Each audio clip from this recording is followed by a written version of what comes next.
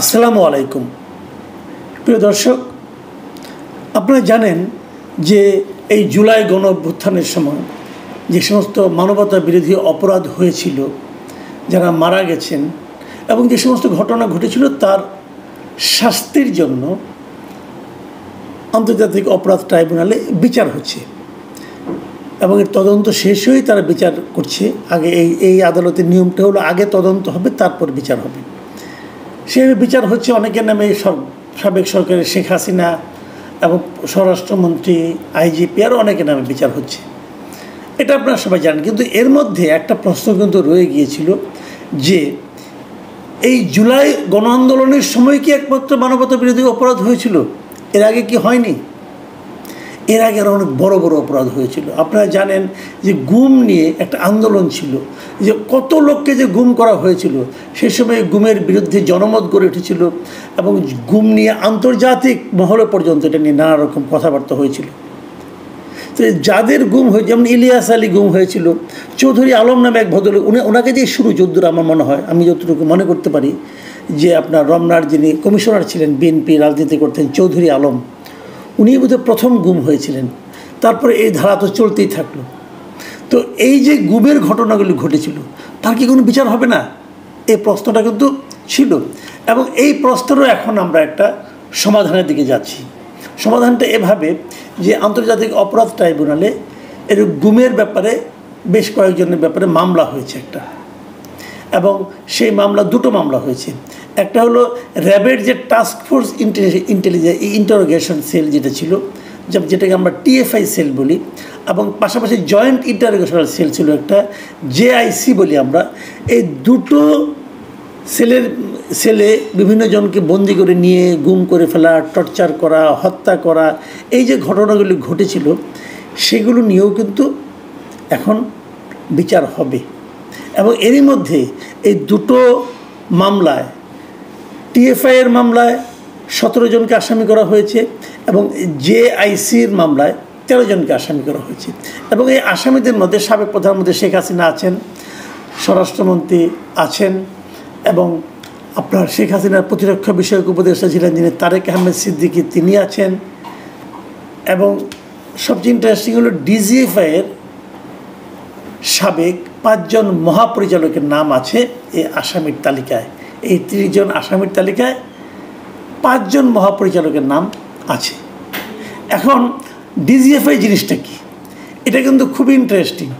এবং ডিজিএফআইয়ের আপনি যদি অ্যাব্রিভিয়েশন করেন হলো directorate general of forces intelligence. তো তার মানে সশস্ত্র বাহিনী যেটা আছে তাদের নিয়ে এরা কাজ করার কথা। তো এরা কেন সিভিলিয়ানদের গুম করে? এই প্রশ্নটা কিন্তু অনেক দিন ধরেই চলছিল, কিন্তু এরা করতো, সরকারের নির্দেশেই করতো। এখন সরকার যদি কোনো নির্দেশ দেয়, সেই নির্দেশকে এরা মানতে বাধ্য। আইনটা কি বলে? এগুলি আইনের অনেক ধারা আছে। আইন হলো আইনের দ্বারা তাদের যে কাজগুলো সেগুলি করতে হবে।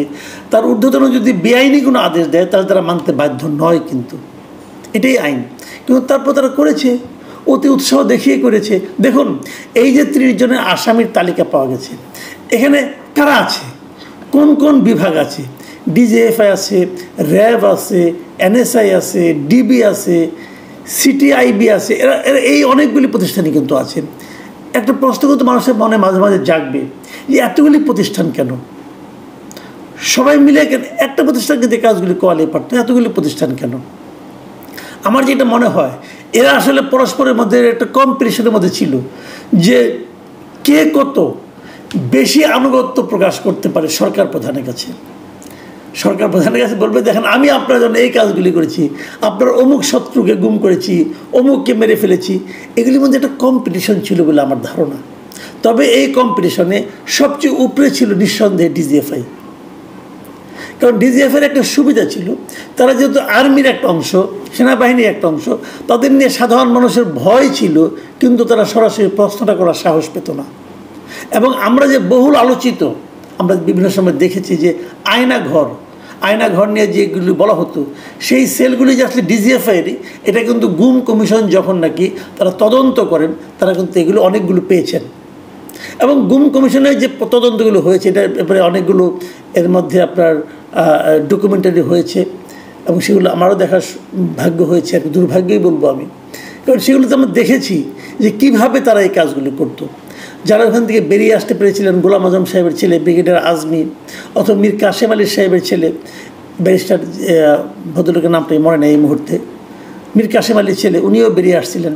তো এরা এসে তো বর্ণনা করেছেন যে কীভাবে তাদের উপর টর্চার করা হতো, এবং সেই টর্চারগুলো শুনলে পৃথিবীর কেউ বিশ্বাস করবে না যে এভাবেও একটা মানুষকে টর্চার করা যায়। এবং যখন গুম কমিশন এখানে গেল, যাওয়ার পর তারা কিন্তু আইডেন্টিফাই করতে পেরেছিলেন, কারণ ওনারা যারা ওখানে ছিলেন তারা বলতে, তাদের চোখ ব্যথা ছিল, কিন্তু তারা বলতে পারতেন যে ডান দিকে এতগুলি সিঁড়ি পার হয়ে উপরের দিকে উঠলাম, উঠে আবার নামলাম, কীভাবে ডিটেল ওর সঙ্গে তারা মিলিয়ে কিন্তু গুম কমিশন এগুলি দেখেছে। এবং তারা আরেকটা জিনিস দেখেছে যে তারা যাতে নাকি তাদেরকে মানে ধরা না যায় যে কোথায় টর্চারটা করেছে, এই জন্য ওই ঘরগুলোর ডিজাইন তারা চেঞ্জ করে ফেলেছে। যেখানে একটা দরজা ছিল সেখানে তারা দেয়াল তুলে দিয়েছিল। হয়তো ওই ভদ্রলোক বললেন যে আমার পায়ের নিচে এমন একটা ঘরে নিয়ে গেল যে সিঁড়ি দিয়ে আমি গেলাম, সেই সিঁড়িটা টাইলস করা ছিল, তারা টাইলসগুলো উঠিয়ে ফেলেছিল যাতে নাকি ওর সঙ্গে মিলানো না যায়। এত কাজ কখন করেছিল? 5ই আগস্টের পরে করেছিল। 5ই আগস্টের পরে তারা কেন করলো? কারণ তারাও লুকাতে চেয়েছিল। দেখুন, ভেরি ইন্টারেস্টিং, কিন্তু 5ই আগস্ট শেখ হাসিনা চলে গেছেন, তারপরেও কিন্তু ওনার এই অনুগত লোকগুলি সেনাবাহিনীতে ছিলেন এবং তারা লুকানোর চেষ্টা করেছেন যাতে ধরা না পড়া যায়। এটাও তো একটা অপরাধ। এবং সেটাই কিন্তু এখন হচ্ছে যে 30 জনের আসামি করা হয়েছে, তার মধ্যে সেনাবাহিনীর আছে 24 জন। এই 24 জনের মধ্যে 5 জন অবসরপ্রাপ্ত এবং 14 জন বর্তমানে কর্মরত আছেন, মানে এখনও তারা সেনাবাহিনীতে আছেন। এরকম সংখ্যা 14 জন, এবং তারা হাই অফিসিয়াল। তো ইনারাই তো করেছেন এই কাজগুলো, ইনারাই তো গোপন করার চেষ্টা করেছেন। তার মানে কি তাদের সংশ্লিষ্টতা আছে? তাহলে তারা কেন করবে? তারা কাকে বাঁচাতে চায়? নিজেকে বাঁচাতে চায়। তো এই লোকগুলির নাম এখানে আছে। এখন প্রশ্ন হচ্ছে এদের বিচার কীভাবে হবে, এটা নিয়ে একটা বিতর্ক তৈরি হয়েছে। অনেকে বলছেন, যারা নাকি সেনাবাহিনী সংশ্লিষ্ট, তারা বলছেন যে এই সেনাবাহিনী যারা সদস্য আছেন, যারা নাকি এখন পর্যন্ত কর্মরত আছেন, তাদের বিচার সেনা আইনে, মানে কোর্ট মার্শাল হওয়া উচিত তাদের, অনেকে বলছেন। আবার যারা নাকি অবসরে গিয়েছেন তাদের বিচার আপনি ফৌজদারি আদালতে করেন, অথবা করেন, স্বাভাবিক নিয়মে করেন, অথবা ট্রাইব্যুনালে করেন, তাদের কোনো আপত্তি নেই। কিন্তু এটা আসলে আলটিমেটলি ধোপে টিকবে না। এই কারণে আইনে বলা হয়েছে, যেটা মানে ট্রাইব্যুনালের যে আইনটা কিন্তু বড় কঠিন আইন। আপনারা আইনটা শুনলেই বুঝবেন। আইনটা এমনভাবে বলা হয়েছে যে যদি কারো নামে মামলা হয়, যার অভিযোগ কিন্তু উত্থাপিত হয়, একটা কথা মাথায় রাখবেন, নর্মাল আদালতের অভিযোগ আর এই আদালতের অভিযোগ কিন্তু ভিন্ন। নর্মাল আদালতে আগে অভিযোগ হয়, তারপরে তারা এটা নিয়ে তদন্ত করে। এখানে আগে তদন্ত হয়, তারপর অভিযোগটা উত্থাপিত হয়। এই আইনে বলা হয়েছে যে অভিযোগ যাদের মধ্যে উত্থাপিত হবে তাদের তাৎক্ষণিকভাবে তাদের চাকরি চলে যাবে, তারা চাকরি করতে পারবে না। যখন তাদের চাকরি চলে গেল তখন তো তারা সেনাবাহিনী সদস্য থাকলেন না। তাহলে তাদেরকে এই আইনে বিচার করতে সমস্যা কোথায়? এই আদালতে বিচার করতে সমস্যা কোথায়? তারও চেয়ে বড় কথা, আইনটাকে এমনভাবে করা হয়েছে যে এই ট্রাইব্যুনালে যে আইনটা, এটা সমস্ত দিক দিয়ে সংবিধান দ্বারা প্রোটেক্টেড, এবং এটা হলো বাংলাদেশের সর্বোচ্চ আইন। এই আইনের সঙ্গে যদি অন্য কোনো আইনের সাংঘর্ষিক হয়ে যায়, অন্য কোনো আইনের সঙ্গে বিরোধ তৈরি হয়, তাহলে ট্রাইব্যুনালের আইনটাই টিকবে, অন্য আইন বাতিল হয়ে যাবে। কেবলমাত্র যদি এই আইন সংবিধানের কোনো ধারার সঙ্গে সাংঘর্ষিক হয়, কেবল তখনই সংবিধানের আইনটা টিকবে, এটা বাতিল হবে। তাহলে এখানে যদি মার্শালের প্রশ্নটা আসে, মার্শালের মাধ্যমে বিচার করা, তাহলে সেটা তো এখানে টিকবে না, কারণ ট্রাইব্যুনাল আইনটাই কিন্তু উপরে থাকবে। এই যে ট্রাইব্যুনালের মাধ্যমে যে বিচারটা তাদের করা হবে, বিশেষ করে যারা নাকি এখনও কর্মরত আছেন 14 জন, এটা নিয়ে কিন্তু এরই মধ্যে কোথাও আলোচনা হচ্ছে। এবং আমি যতটুকু জেনেছি সেনাবাহিনীর অভ্যন্তরে ওইটা নিয়ে নানা ধরনের আলোচনা হচ্ছে। কিন্তু একটা কথা মাথায় রাখতে হবে, ভাই আপনারা তো মানে যাদের কথা বলা হচ্ছে, যাদের বিরুদ্ধে অভিযোগটা আসছে, সুনির্দিষ্ট তথ্যের ভিত্তিতেই তো আসছে। তারা তো অপরাধ করেছেন, তারা তো সাধারণ মানুষকে নিয়ে টর্চার করেছেন। তো এর বিচার হবে না? একটা বাহিনী করেছে বলে তার বিচার, মানে তারা কি ইন্ডেমিনিটি পাবে? তারা কি বিচারে ঊর্ধ্বে থাকবে? কেউ তো বিচারে ঊর্ধ্বে থাকবে না। সবাইকে আপনি যদি বিচারটা না করতে পারেন আগামী দিন আবার হবে।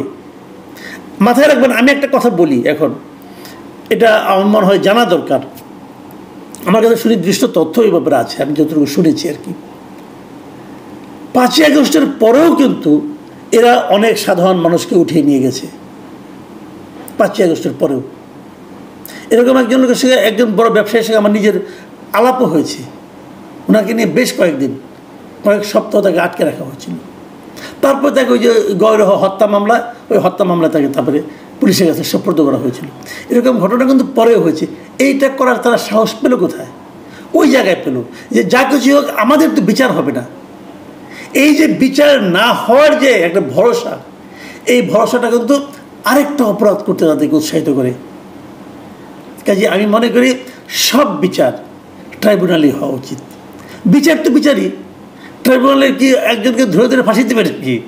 বিচার হবে, ট্রাইব্যুনালে বিচারক আছেন, ওনারা দেখবেন, শুনবেন, তারপরে সিদ্ধান্ত দেবেন, কোনো সমস্যা তো নাই। এটা আমি মনে করি সেনাবাহিনীর যে সুনাম, সেই সুনামকে অক্ষুণ্ণ রাখার জন্য এটা জরুরি, এটা আমার মনে হয়। কারণ তা না হলে কিন্তু সেনাবাহিনীর প্রতি মানুষের সে আস্থাটা থাকবে না। এই দেশের মানুষটা সেনাবাহিনীর উপর ভরসা করতে চায়। আমরা সবসময় বলি একটা শক্তিশালী সেনাবাহিনী আমাদের দরকার, কিন্তু আমরা কখনোই বলি না আমাদের একটা অত্যাচারী সেনাবাহিনী দরকার। এই জায়গাটা কিন্তু গুরুত্বপূর্ণ, এই জায়গাটা সবাইকে মাথায় রাখতে হবে। যে অপরাধ হয়েছে জুলাই আন্দোলনের সময় যেটা হয়েছে, সেখানে যদি কোনো সেনা কর্মকর্তা জড়িত থাকেন তারও বিচার হতে হবে। এবং আমি মনে করি যেমন ধরেন ইলিয়াস আলীকে ধরে নিয়ে গেছে কে? চৌধুরী আলম ধরে নিয়ে গেছে কে? জানে তো কেউ না কেউ। যারা ধরে নিয়ে গেছে তারা তো নিজের বাড়িতে রাখে নাই, ওই সেলগুলিতে রেখেছে। ওই সময় ওই সেলগুলির দায়িত্বে কে ছিল? ওই সময় এই সংস্থাগুলোর দায়িত্বে কে ছিল? তাদেরকে জিজ্ঞাসা করেন, তাদেরকে ধরে জিজ্ঞাসা করেন যে তোমরা তাদেরকে সঙ্গে কে কে জড়িত ছিল। প্রত্যেকটা লোককে আইনের আওতায় আনতে হবে ভাই। দেশে আইনের শাসন কায়েম করতে হবে। আইনের শাসন তখনই কায়েম হবে যখন সেটা দেশের প্রত্যেকটা লোকের জন্য প্রযোজ্য হবে। একটা বিশেষ গোষ্ঠীকে বাদ রাখলে সেটাকে আইনের শাসন বলে না। প্রিয় দর্শক, এখন এ পর্যন্তই। আমরা আগামীতে এর ধারাবাহিকতা, ইতিবাচক ধারাবাহিকতা দেখতে চাই।